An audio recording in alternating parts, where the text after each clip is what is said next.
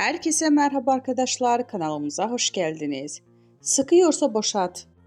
Arzu Sabancı'nın katı kanunlar koyduğu ve bunun aşarsa evlenmelerini kabul etmeyeceğini sosyal medyadan duyurdu.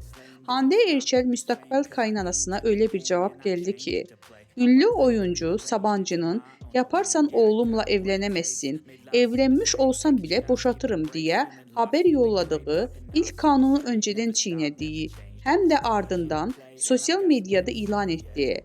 Hande Erçel Arzu Sabancı'ya sıkıyorsa boşat diye paylaşım yaptı.